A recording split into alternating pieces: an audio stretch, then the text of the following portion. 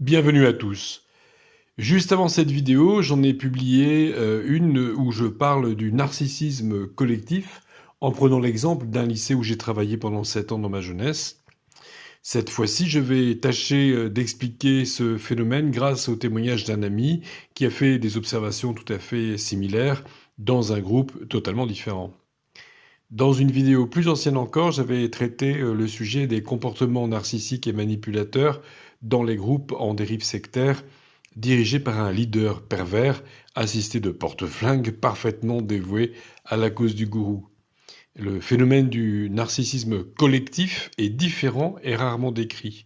Pas de gourou qui prétendrait être détenteur de la vérité, pas de chef tyrannique qui imposerait sa propre loi, c'est le groupe qui adopte les caractéristiques d'une personnalité narcissique, alors même que les individus qui composent ce groupe, y compris les cadres, ne semblent pas présenter de TPN, TPN pour trouble de la personnalité narcissique, reconnu comme tel par la psychiatrie. Rappelons tout d'abord ce que c'est que le narcissisme d'une façon générale, en tout cas tel qu'il est défini pour les individus. Alors le narcissisme n'est pas forcément lié au trouble narcissique. Il est tout à fait sain et normal d'être jusqu'à un certain point soucieux de l'image que nous renvoyons et de notre place dans le groupe. Il est également sain et normal de désirer être reconnu dans notre créativité. Cela fait partie des besoins fondamentaux de l'être humain, selon ce que nous disent de nombreux auteurs, parmi lesquels, pour les plus connus, Abraham Maslow, Carl Rogers et même Jean-Paul Sartre. Alors, je précise que, comme dans toutes mes vidéos, il y a un script, un texte qui est disponible sous forme d'un lien Drive qui mène à un PDF. Et ce lien Drive, vous pouvez le trouver dans la description de la vidéo sur YouTube. Ce script dit la même chose que le document audio, mais vous trouverez en note marginale un certain nombre d'explications et surtout de références d'auteurs ou des références de textes auxquels vous pouvez avoir recours pour connaître mes sources. Pour alléger le document audio, je ne les dis pas oralement. Alors donc disais-je, c'est ce narcissisme légitime, ce besoin fondamental d'être reconnu et de renvoyer une bonne image qui nous pousse à prendre soin de nous lorsque nous sortons, plus que lorsque nous sommes confinés tout seuls des jours durant, par exemple. C'est ce qui va pousser la plupart des femmes à une certaine coquetterie, la plupart des hommes à prendre soin, par exemple, de leur barbe, d'une façon ou d'une autre. Ce souci narcissique et légitime peut être blessé par une éducation humiliante, accentuée par des compagnies toxiques et par des complexes sociaux. Au-delà de ces limites, le narcissisme peut devenir problématique. Le trouble de la personnalité narcissique reste un sujet délicat, souvent brouillé par l'usage médiatique du terme pervers narcissique, les fameux. On peut pourtant reconnaître 4 traits fondamentaux que l'on retrouve également dans les groupes qui adoptent un fonctionnement narcissique. Donc là, je vais maintenant aborder cette question des 4 traits fondamentaux des personnalités narcissiques, et là-dessus, je serai un peu redondant pour les personnes qui ont vu ma précédente vidéo redondance qui vont durer quelques dizaines de secondes. Donc tout d'abord, une personnalité narcissique se considère comme la source de son propre droit. Le simple fait d'agir lui prouve qu'elle a légitimité à le faire. J'ai droit parce que je le fais, et non pas l'inverse, je le fais parce que j'ai droit. Deuxièmement, une personnalité narcissique pense avoir raison par principe. Le fait d'affirmer quelque chose suffit d'établir la vérité. Reconnaître une erreur représente, pour une personnalité narcissique problématique, une épreuve presque insurmontable. Troisièmement, une personnalité narcissique n'éprouve pas d'empathie. La souffrance d'autrui ne l'affecte pas. Pour autant, elle est rarement perverse. La plupart des personnalités ayant un trouble narcissique ne cherchent pas la douleur de l'autre. Elles s'en désintéressent complètement et ces personnes ne vous nuisent que si ça sert leur intérêt tel qu'elles le perçoivent, mais pas par plaisir sadique. Ceux qui vous nuisent par plaisir sadique, là, ce sont effectivement les pervers narcissiques. Et quatrièmement, une personnalité narcissique nourrit un rapport particulier à son image, d'où la référence au narcisse de la mythologie. Certaines personnes réussissent à construire une figure brillante et deviennent ce que l'on appelle des narcissiques grandioses. D'autres, la plupart, restent fixées sur un idéal d'elles-mêmes qu'elles n'ont jamais atteint. Elles attribuent alors aux autres la responsabilité de cet échec. Elles se vivent comme empêchées d'être la personne exceptionnelle qu'elles imaginent être au fond d'elles-mêmes. Et elles développent une personnalité narcissique dite vulnérable, que j'appelle volontiers pour ma part les personnalités narcissiques victimaires, puisqu'elles sont victimes, et c'est qu'en étant des victimes qu'elles expliquent pourquoi elles ne sont pas grandioses.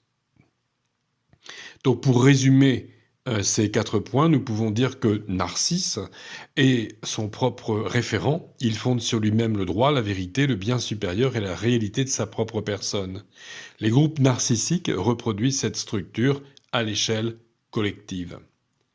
Je constate que le narcissisme collectif possède une 5e caractéristique qui n'est pas celle de toutes les personnalités TPN, comme je l'ai dit un peu plus haut, c'est il est, lui, forcément grandiose. Pour un groupe, c'est plus facile d'être grandiose, et c'est comme ça que le narcissisme d'un groupe se construit, en apparaissant comme un sauveur magnifique, sinon personne n'y adhérerait. Y a-t-il des groupes narcissiques victimaires? Probablement, mais je n'en ai pas observé jusqu'à présent et je me demande comment ça pourrait fonctionner. C'est-à-dire qu'un groupe qui dirait... un groupe qui dirait finalement nous avons tous les droits parce que nous sommes des victimes. Mais c'est certainement plus difficile à observer quant au comportement narcissique qui serait le résultat de cette posture. Les 2 groupes dont je vous parle dans cette vidéo et dans la précédente ne cherchent pas à détruire les gens. Les gêneurs sont poussés dehors, pas détruits. Il me semble que les groupes où les gens sont broyés agissent de la sorte du fait de la perversité de gourous et de ses sbires. Pour résumer, le lycée Saint-Rita et l'Institut Imhotep me semblent fonctionner selon les caractéristiques des personnalités narcissiques grandioses et non perverses. Alors, encore une fois, vous avez en note marginale dans le PDF les références d'auteurs qui se sont exprimés sur ces distinctions.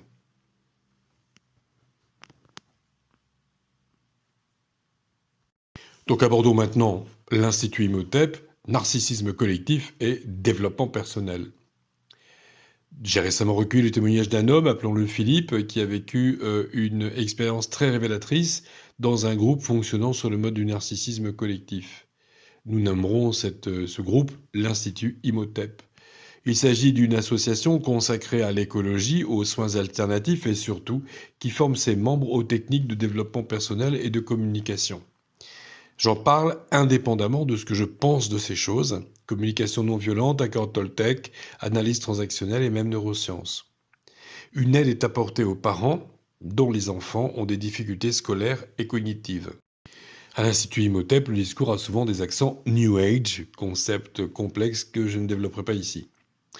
Les milieux du développement personnel, des thérapies alternatives et des spiritualités nouvelles sont parfois propices à des dérives, souvent même, hiérarchie implicite, cercles intérieurs, initiation informelle et une structure de pouvoir très douce en apparence mais bien réelle. L'Institut Imhotep en offre une illustration précise. Braquons à présent notre projecteur sur le chef de ce groupe, un président charmant et très sensible au prestige. Le président de l'association de l'Institut Imhotep, que j'appellerai Benoît, est un homme affable, chaleureux, cultivé en apparence et manifestement très sensible à la reconnaissance. Lorsque Philippe rejoint le groupe, Benoît, le président, est immédiatement séduit par Philippe. Le nouveau venu est cultivé, éloquent, compétent dans les domaines mêmes que l'Institut prétend explorer. En effet, Philippe a longtemps travaillé dans le coaching et connaît parfaitement les codes du développement personnel. Philippe apprécie beaucoup Benoît et il dit « Qui veut l'entendre ? Vous avez de la chance d'avoir un si bon président. » Le président est donc flatté, et ça se voit, il s'affiche volontiers avec Philippe à la fin des rencontres collectives, hein, des conférences notamment. Il répète partout qu'ils sont amis, il cherche la conversation avec lui. Alors c'est toujours rapide, mais quand même, Benoît fait en sorte qu'on le voit discuter avec Philippe. Il aime être vu en train d'échanger avec l'un des autres services. Benoît manifeste à Philippe de la confiance et un désir, affiché en tout cas, de collaboration, notamment dans le domaine de l'analyse transactionnelle. Benoît remarque rapidement deux caractéristiques de l'Institut Imhotep, c'est d'être une association à la fois hyperactive et très fermée. Chaque week-end, à des heures variables, a lieu une conférence, généralement donnée par Benoît, formée par les divers domaines dans les divers domaines de prédilection de l'Institut. Donc bizarrement, il n'y a jamais aucune personne présente qui soit extérieure à l'Institut. Il y a uniquement les membres de l'association et les habitués. Aucune publicité n'est faite quant aux activités de l'Institut, qui n'est pas du tout indiquée par la signalétique de rue et qui est introuvable sur les réseaux sociaux ou l'annuaire en ligne. La plupart des gens viennent toutes les semaines, même de loin, et la plupart des gens sont des habitués de l'Institut depuis des années, voire des décennies. Les nouvelles têtes sont extrêmement rares. Il est aussi organisé des repas partagés après les conférences. Chaque famille amène son repas et le partage avec ses voisins de table. Philippe a fait plusieurs fois la tentative de participer à ces repas partagés, mais a dû y renoncer, personne ne lui adressant la parole. Idem lors des conférences, les gens se saluent avant, après, très aimablement, en arrivant et en attendant le repas, le laissant généralement sur la touche. Il y a toujours à l'Institut un livre en cours de lecture qui fait l'objet d'une étude que l'on appelle donc les ateliers. En fait, un atelier, c'est un exposé à une seule voix. Si l'orateur propose de poser des questions, personne n'en pose. Tout comme lors des conférences, Philippe arrive, écoute et repart, parfois sans que qui que ce soit lui-même dit bonjour ou au revoir. Il existe enfin des groupes de parole, qui, eux, à la différence des conférences, ne sont pas ouverts à tous. L'un de ces groupes est mixte, deux autres non mixtes, selon les principes de Guy Corneau. Philippe aurait bien voulu participer, là au moins on doit pouvoir s'exprimer. Ce sont censés être des groupes de parole. Maurice, un homme d'un certain âge, célibataire comme Philippe, d'une dévotion sans faille à l'égard de l'Institut, lui explique qu'il n'a lui-même été accepté dans le groupe d'hommes et dans le groupe mixte que 4 bonnes années après son arrivée. Il explique même à Philippe qu'il n'est pas présent, donc lui-même que Philippe n'est pas présent depuis suffisamment longtemps à l'Institut pour participer à une journée de jardinage autour de la jolie maison qui sert de siège à l'Institut Imhotep. L'usage à l'Institut est aussi de développer l'amitié entre ses membres au point que chaque mois, un week-end est dédié aux invitations. Pas de conférences ni d'ateliers, on s'invite pour un déjeuner ou un dîner. Mais Philippe, lui, n'est jamais invité à l'exception de Maurice. C'est l'amitié de Maurice qui convainc Philippe de rester dans le groupe. Philippe invite quant à lui plusieurs familles qui manifestent beaucoup d'enthousiasme quant à son hospitalité généreuse et à ses talents culinaires, mais qui se gardent bien de lui rendre l'appareil. Abordons à présent 2 concepts contradictoires relatifs à l'accueil dans les groupes problématiques, le bombardement affectif et ce que j'appelle l'accueil bénédictin. Les sociologues appellent bombardement affectif ou love bombing, puisqu'il faut bien que ce soit en anglais, la pratique manipulatoire qui consiste dans de nombreux groupes problématiques à démontrer aux nouveaux venus des attentions et une gentillesse excessive dans le but de les piéger et de les garder. C'est là un cliché concernant les sectes, mais les choses ne se passent pas toujours ainsi. Parfois c'est l'inverse, l'accueil est glacial pour filtrer. Philippe se souvient avoir un jour demandé à Benoît pourquoi il est impossible de trouver l'Institut sur les réseaux sociaux et pourquoi il n'y a aucun signe distinctif devant la maison. Réponse de Benoît: nous ne voulons pas voir régulièrement de nouvelles têtes qui restent quelques semaines puis qui se perdent dans la nature. En d'autres termes, là c'est moi qui reformule, nous ne voulons entre nos 4 murs que des personnes qui sont totalement partie prenante de ce que nous faisons et de ce que nous sommes, Et si on veut être encore plus clair, nous ne voulons pas de contradiction en interne, pas de couac. Et cette stratégie est très ancienne.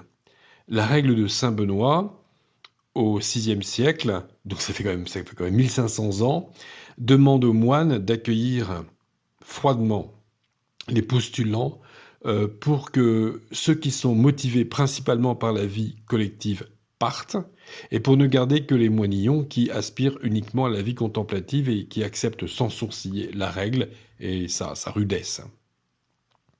Selon la règle de Saint Benoît, la mise à l'épreuve dure 1 an avant l'intégration définitive du nouveau moine, à savoir que dans les monastères bénédictins et plus généralement les monastères catholiques actuellement, c'est beaucoup plus long. Mais dans la règle de Saint Benoît, il y a 1 an de mise à l'épreuve. À l'Institut Imhotep, on est admis dans les cercles d'initiés au bout de 4 ou 5 ans, et dans tous les groupes où règne le narcissisme collectif, les gêneurs subissent la stratégie bénédictine du mauvais traitement jusqu'à leur départ. Un autre phénomène que l'on remarque dans les groupes narcissiques et que Philippe remarque à l'Institut Imhotep, c'est le fonctionnement initiatique. Une partie des gens constitue un cercle intérieur, ceux qui, après avoir prouvé leur loyauté des années durant, sont admis au groupe de parole, ceux que l'on invite et que l'on met à l'aise lors des repas, et dont on accepte l'huile de coude lors des journées de jardinage et de bricolage. Les autres viennent volontiers en conférence, sans plus. Il existe aussi des groupes concentriques sur WhatsApp. Philippe n'est inscrit que dans celui où tout le monde est inscrit, qui ratisse large, le tout venant. L'intégration aux activités sélectives comme marqueur d'appartenance au cercle intérieur, c'est une autre version de la clé de la porte de derrière et aux privilèges qui s'y rattachaient au lycée Saint-Rita, comme nous l'avons vu dans la vidéo précédente. Il y a toujours ça dans un groupe narcissique. Il y a encore une fois des marqueurs d'appartenance au cercle intérieur. Philippe, naturellement, aimerait participer à ces moments. Benoît lui donne d'abord un accord de principe, donc Benoît, je le rappelle, c'est le président. Oui, ce serait très bien, mais il faut que je demande aux autres participants. Et ça traîne des mois. Philippe confie à Maurice qu'il passe par un épisode de grosse déprime et se plaint de la lenteur de la décision le concernant, qui ne l'arrange pas son état. Et dès que Philippe annonce à Maurice qu'il est dans un état de déprime, de quasi-dépression, alors Maurice, du jour au lendemain, cesse de le fréquenter et même de le saluer. Ça aussi, bien sûr, ça alerte Philippe, sachant que Maurice, c'est quand même quelqu'un de particulièrement, je dirais entre guillemets, orthodoxe dans le groupe. Donc Philippe pense rapidement que ça reflète un état d'esprit à l'Institut Imhotep. Donc le rejet d'une personne qui déprime, qui passe par une phase de dépression. Et puis, le masque tombe. Lors d'une conversation en tête-à-tête entre Benoît, le président, et Philippe, le nouveau venu, après une conférence, tombe le verdict, candidature rejetée. Donc Philippe n'est pas admis dans les groupes de parole, mixtes et d'hommes. Philippe s'étonne et Benoît revient complètement sur sa position personnelle initiale, qui était de l'accepter plutôt a priori. Ah oui, je suis d'accord, mais on va demander. Et puis finalement, donc là, une fois que le groupe a refusé l'entrée de Philippe dans les groupes, eh bien, Benoît s'échine à justifier la décision du cercle intérieur. Le refus se transforme en évaluation morale. L'amitié supposée glisse brusquement vers une forme de procès. Philippe se retrouve littéralement face à un tribunal thérapeutique. Il se retrouve jugé non pour un acte, mais pour sa personne. Benoît fait tomber sur Philippe une avalanche de reproches qui sont autant de chefs d'accusation. Tu n'acceptes pas la décision des autres, tu aimes t'imposer. Ça va être dur de pardonner, hein ? Je pense qu'il y a des gens qui écoutent cette vidéo à qui ça évoque des choses. Parce que c'est très fréquent, ce genre de discours.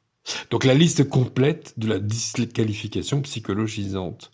Le refus devient un diagnostic, une évaluation de la maturité émotionnelle de Philippe.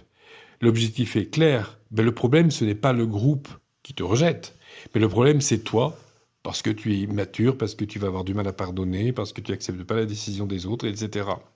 Puis vient une autre stratégie, mais dans la même conversation, hein. Vient une autre stratégie manipulatoire très courante, l'inversion accusatoire. On te rejette arbitrairement, mais c'est toi qui es en faute. Pourquoi est-ce que tu ne t'intéresses pas aux autres? Alors que, en réalité, c'est les autres qui ne s'intéressent pas à lui. Notamment, voilà, les invitations lancées par Philippe qui ne sont jamais payées de retour, par exemple. S'ensuit une avalanche de reproches sur des choses qui se seraient passées depuis 1 an que Philippe fréquente l'Institut. Tu as parlé un peu durement à Raymond le mois dernier en sortant de ma conférence. Tu lui as demandé pardon? Et puis, tu as des positions bizarres sur tel ou tel sujet. Position bizarre de Philippe qui jusqu'à présent n'avait posé aucun problème à Benoît. Le discours psychologisant devient une arme, le diagnostic remplace l'examen honnête, la disqualification sert de clôture au sens monastique du terme, d'enfermement. Philippe a aussi droit à la triangulation, c'est-à-dire l'appel à un tiers, même absent, pour disqualifier la victime. Tu as eu des problèmes ailleurs, n'est-ce pas ? Dans d'autres groupes analogues que tu as fréquentés et que tu as quittés au profit de l'Institut Imhotep. Il y a ici un sous-entendu menaçant. Ce groupe où tu as eu des problèmes, si nécessaire, on ira lui demander son avis sur qui tu es. La triangulation, c'est par exemple la vanne à laquelle ont droit les divorcés. Pas étonnant que ton ex t'ait quitté. Autrement dit, si tu as connu une rupture de couple, c'est que tu es insupportable. Une tierce personne pourrait en témoigner, ton ex. C'est parfois dit lors d'une dispute de couple. Ah bah de toute façon, pas étonnant qu'elle soit partie, Josiane, etc. Parfois sous prétexte de plaisanterie de la part de n'importe qui, un pote, entre guillemets. Quoi qu'il en soit, toute immixtion dans l'intimité, c'est toxique et c'est inacceptable. Une vanne, c'est toujours manipulatoire. Une vanne, c'est toujours motivé par un désir d'humiliation et de domination et de contrôle. Même s'il y a une part d'inconscient.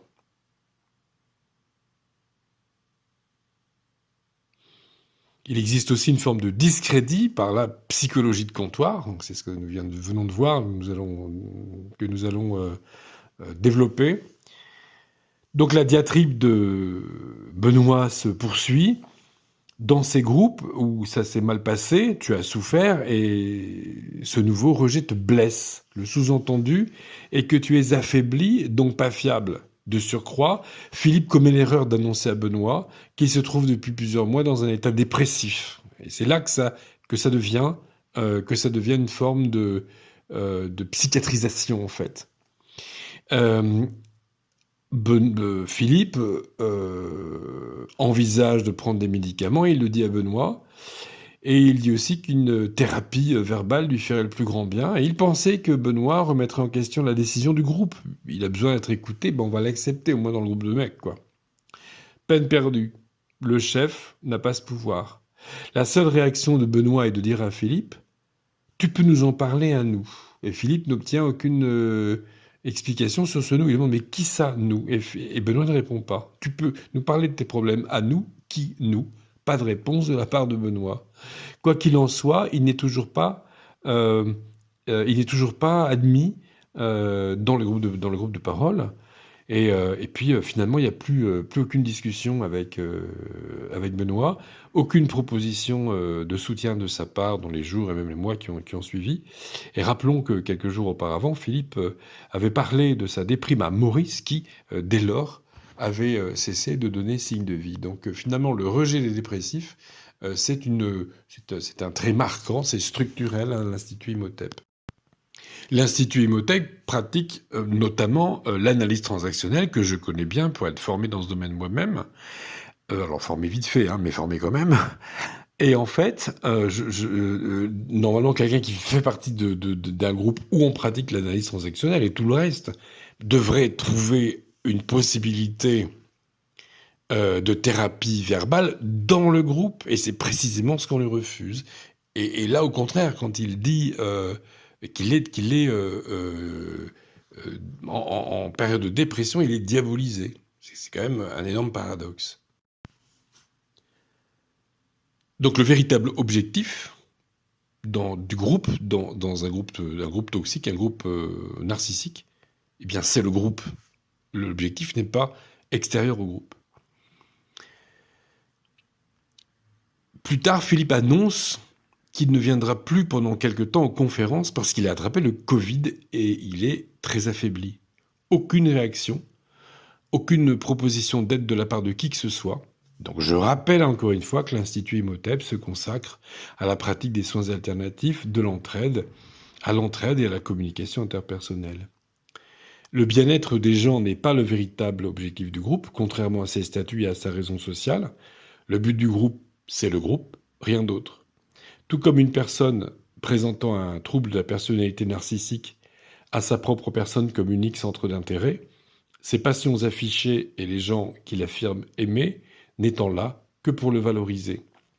Il s'agit d'un milieu en totale contradiction avec ses propres valeurs. Ceci nous renvoie à un concept qui mériterait d'être développé, c'est le narcissisme pseudo-altruiste. C'est une autre histoire. Je me suis déjà exprimé sur certains groupes, à propos de certains groupes en contradiction avec leurs propres principes, dans 2 vidéos posant la question d'éventuelles dérives autoritaires en milieu néo-évangélique et chez les témoins de Jéhovah. J'insiste ici une nouvelle fois sur le fait que dans une perspective chrétienne, il est intéressant de constater que le Nouveau Testament rejette totalement l'idée d'une Église toute-puissante et d'un clergé dont l'autorité serait indiscutable. Alors, et Jésus et l'apôtre Paul notamment ont tenu des propos diamétralement opposés au totalitarisme dans l'Église, ce qui fait l'objet de la note marginale 8 dans le PDF. Si vous voulez en savoir plus, donc. Un groupe narcissique est monomaniaque. Une personne présentant un trouble de la personnalité narcissique n'accepte de parler, d'entendre parler que du sujet ou des 2 sujets ou tout au plus qu'elle a appris à maîtriser parfaitement, sinon elle cesse de monopoliser la conversation et de briller. Insister pour parler d'autre chose et la personne narcissique, la personnalité narcissique deviendra méprisante, voire agressive. De même, n'essayez pas de raconter votre week-end de pêche à la mouche lors d'un repas organisé par une association narcissique consacrée à la marche afghane, puisque la pêche à la mouche ne met pas en valeur les dadas du groupe en question. Une autre caractéristique des groupes narcissiques, c'est que j'ai remarqué et que Philippe confirme en ce qui concerne l'Institut Imhotep, c'est que l'on met dans ces groupes en avant les gens beaux physiquement, c'est frappant. Les gens que l'on charge de la communication extérieure quand elle existe et de l'animation des activités en interne, donc les orateurs notamment, correspondent généralement aux critères de beauté en vogue en temps et en lieu. Cela correspond à des études qui démontrent un phénomène analogue en entreprise, note marginale. Et il y a souvent même un dress code. Enfin, on voit que souvent il y a effectivement pas une sorte d'uniforme, mais une espèce de mode vestimentaire que l'on retrouve chez les gens du groupe.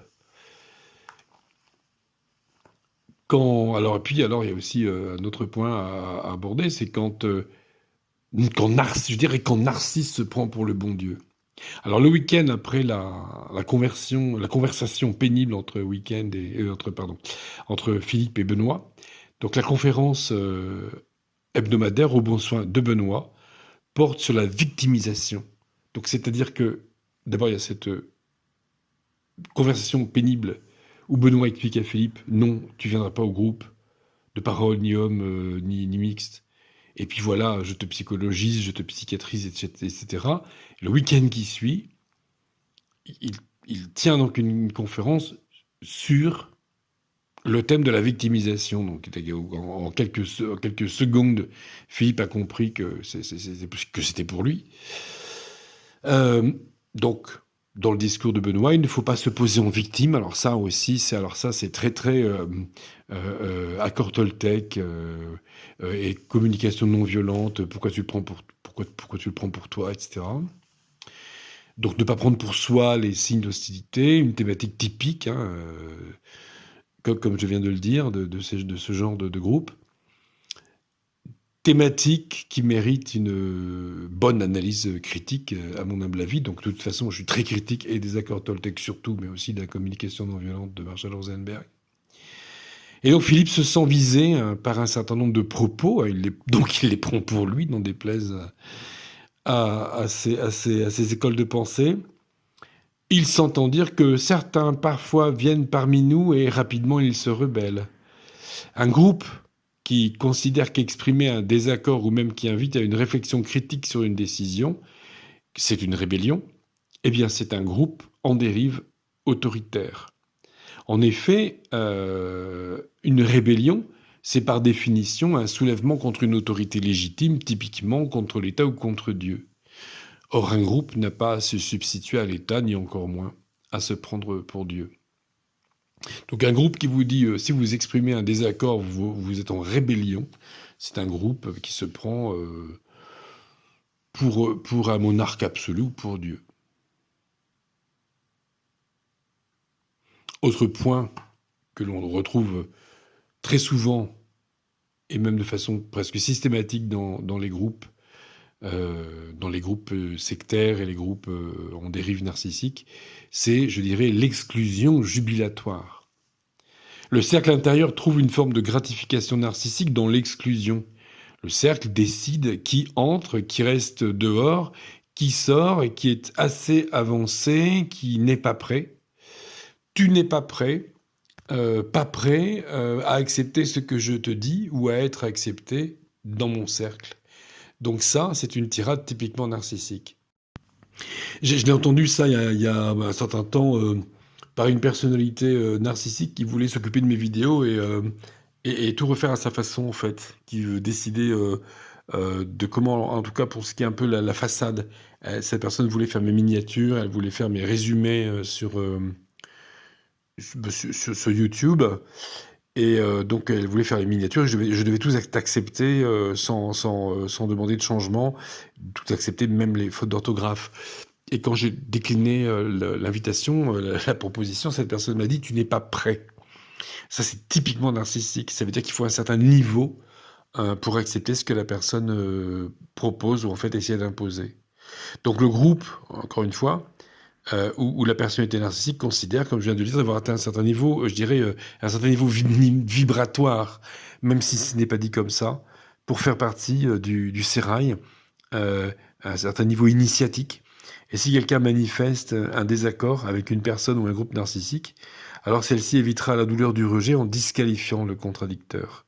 C'est ce que Jean La Fontaine décrit dans sa fable « Le renard et les raisins ». Elles sont trop vertes, dit-il, et bonnes pour les goujats. Donc Philippe remarque une jubilation à peine voilée chez certains initiés. L'exclusion dont il a été l'objet crée de la cohésion entre eux. C'est une dynamique classique du narcissisme collectif. Il y a aussi une certaine gratification narcissique à exercer un pouvoir sur un homme face à qui il ressent un certain complexe social.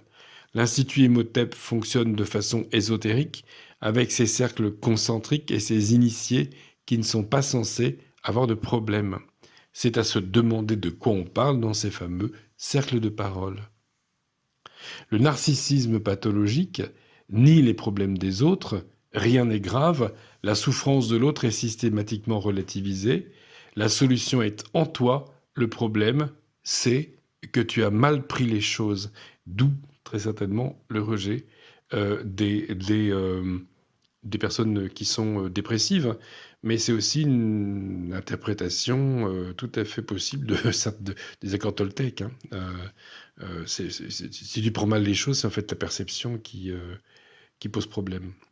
Si tu souffres dans un conflit, c'est que tu es orgueilleux et que tu as du mal à pardonner. Donc ça, c'est dit par Olivier Clerc dans un livre qui s'appelle « Le don du pardon » et où il commente les accords Toltec. Et il a publié son livre avec l'accord de l'auteur des accords Toltec, donc Miguel Ruiz. Il lui dit les choses très très clairement comme je viens de vous les dire. Si tu souffres dans un conflit, c'est que tu es orgueilleux et que tu as du mal à pardonner. Ça, c'est complètement pervers, parce que c'est littéralement pervers. C'est prendre des choses à l'envers. Donc le problème, c'est pas que quelqu'un s'acharne sur toi, mais c'est que c'est toi qui es orgueilleux et qui a un problème avec le pardon. un raisonnement qui est pervers. Un groupe narcissique attend que chacun de ses membres qu'il fusionne avec le groupe et cesse d'être qui il est, avec son caractère, ses talents, sa créativité, pour devenir simplement un rouage. Donc, pour en revenir à ce que je disais au début de cette vidéo, un groupe narcissique demande à ses membres de renoncer à certains de leurs besoins fondamentaux, notamment la reconnaissance et la créativité. Le fait de critiquer le groupe est en soi-même une faute. En face de vous, on ne cherche pas à comprendre le fond du problème. Si tu critiques, c'est toi le méchant, parce que tu critiques, indépendamment du problème que tu soulèves. Comme nous l'avions noté dans le cas du lycée Saint-Rita, le problème, ce n'est pas le problème en lui-même. Le problème, c'est lorsque quelqu'un dit qu'il y a un problème, déstabilisant ainsi le groupe dans son délire de perfection. Revenons sur la figure du chef, mais cette fois-ci de façon plus générale dans ce genre de groupe. Dans un groupe narcissique, le chef n'est que l'un des rouages. L'expérience de Philippe montre que contrairement à l'image classique du manipulateur autoritaire, le dirigeant d'un groupe narcissique n'a pas besoin d'être un tyran. Il suffit qu'il porte en lui un certain narcissisme doux, un besoin d'être admiré, écouté, entouré d'esprits valorisants. Et les chefs de ces groupes sont capables d'empathie, de remise en question et ne recherchent pas à nuire personnellement à la différence des personnes présentant un trouble narcissique, à titre personnel. Benoît, à l'Institut Imhotep, en est un exemple parfait, cultivé, chaleureux, bienveillant en apparence, mais dépendant de cette admiration silencieuse que lui adressait le cercle des initiés. Son narcissisme personnel n'est pas violent, il est feutré, affectif, presque spirituel. Pourtant, il suffit à structurer tout le groupe autour de lui. Le narcissisme individuel du chef, bien que léger et non pathologique, et le narcissisme collectif du groupe se renforcent mutuellement, chacun nourrissant l'autre. Parfois même, le chef officiel n'est qu'une victime du système. Alors je n'irai pas jusque-là en ce qui concerne Benoît à l'Institut Imhotep. Quand Philippe arrive à l'Institut Imhotep, Benoît s'en empare comme d'un ornement relationnel. Il ne l'intègre pas, il l'exhibe. Son amitié proclamée fonctionne moins comme une relation que comme une mise en scène. Puis arrive le rejet de Philippe par le cercle intérieur. Benoît voudrait déroger à la règle, voulant imposer aux nouveaux venus des années de parcours initiatique, mais il se voit contraint de retourner sa veste pour soutenir une décision qu'il déplore. Dès lors, Benoît est tiraillé entre son désir d'entretenir une amitié avec un vis-à-vis valorisant et sa position de chef d'un groupe autoritaire. Et donc, il importe pour lui de continuer d'être reconnu par le groupe des initiés, et c'est cette priorité qui l'emporte sur son désir d'amitié avec Philippe. Benoît semble très affecté par la prise de distance de Philippe, qui du coup prend la décision, lui, qui se vexe donc vis-à-vis de Benoît et qui prend ses distances. Et Benoît tente de renouer le lien avec Philippe, cherche à retrouver la dynamique valorisante des débuts, mais Philippe ne donne pas suite. Et Benoît souffre de ce vide, il ne comprend pas qu'un homme libre ne soit pas récupérable.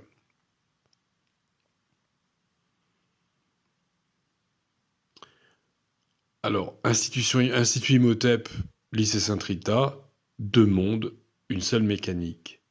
L'histoire de Philippe montre que le narcissisme collectif peut surgir au cœur d'un groupe qui se veut bienveillant, libre, évolutif, spirituel. Un groupe qui parle d'ouverture mais vit d'exclusion. Un groupe qui parle d'écoute mais pathologise toute contestation. Et l'on découvre alors qu'un simple refus, celui de plier l'échine et de se conformer à un rituel, de flatter le chef, suffit à révéler toute la mécanique. L'Institut Imhotep est un exemple parmi d'autres, mais il dit quelque chose de profond. Les groupes humains, même les plus doux en apparence, peuvent devenir des machines à produire de l'exclusion narcissique. Ceux qui restent libres, simplement libres, deviennent impossibles à absorber. Le lycée Saint-Rita et l'Institut Imhotep n'ont à première vue rien en commun en tant qu'institution. Cependant, leur structure lapsus révélateur. Leurs structures psychologiques sont identiques. Un chef nourri par le prestige des autres, un cercle intérieur jaloux de son statut, des rituels d'appartenance, la clé de la porte de derrière à Saint-Rita ou Sagle-Parole à Institut Imhotep, un culte de l'image collective, une intolérance aux esprits libres, une disqualification psychologique systématique et enfin l'exclusion jubilatoire des esprits forts. Deux façades différentes, une seule mécanique, le narcissisme collectif. Ces expériences éclairent une réalité très répandue. Certains groupes deviennent narcissiques même sans gourou ni manipulation consciente. Ce sont les groupes où l'image compte plus que la vérité, l'appartenance vaut plus que la justice et la conformité vaut plus que la sincérité. Comprendre ce phénomène, c'est déjà s'en libérer. Et parfois, c'est simplement reprendre sa liberté intérieure, comme Philippe l'a fait à l'Institut Imhotep et comme je l'ai fait un jour à Saint-Rita, dans la salle des profs au parquet qui craquait. Mais je vous renvoie à la vidéo précédente. En guise de conclusion et d'envoi optimiste, rappelons-nous que l'espoir se trouve dans l'individu quand il se prend en main en tant que tel. Il se dit couramment qu'une personne atteinte de troubles de la personnalité narcissique ne peut pas guérir. Alors moi j'ai du mal à entendre ça, parce qu'avec mon optimisme invétéré, mu par ma foi en Dieu, je suis conduit à croire qu'un être humain peut toujours changer grâce à une prise de conscience et par la grâce. En ce qui concerne un groupe narcissique, il me semble qu'il y a plus encore de raisons d'espérer un changement. Un groupe peut être mu par une étonnante énergie collective qui finit par prendre le dessus sur les individus lorsqu'ils agissent dans le contexte du groupe. Mais bien sûr, il n'y a dans un groupe ni personnalité, ni volonté propre.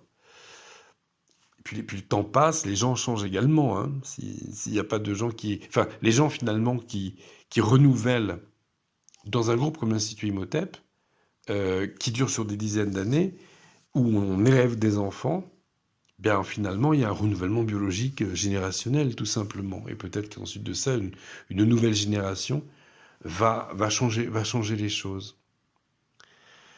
Philippe, pour des raisons qui m'échappent, continue, au moment où je vous parle, de se rendre aux conférences de l'Institut Imhotep. Alors, je pense qu'il finira par faire partie du décor de ces gens que l'on désigne avec mépris et que l'on cite comme contre-exemple, ceux qui prennent mais qui ne donnent rien. Espérons qu'avec d'autres hommes et femmes libres, Philippe saura amener un certain nombre de personnes à se ressaisir et à faire passer leur empathie, leur désir de communiquer, leur générosité avant l'illusion du groupe parfait. Ainsi, l'Institut Imhotep deviendra ce qu'il prétend être, un lieu d'accueil, de bien-être et de reconstruction. À bientôt sur Foi Vivante Vidéo ou ailleurs.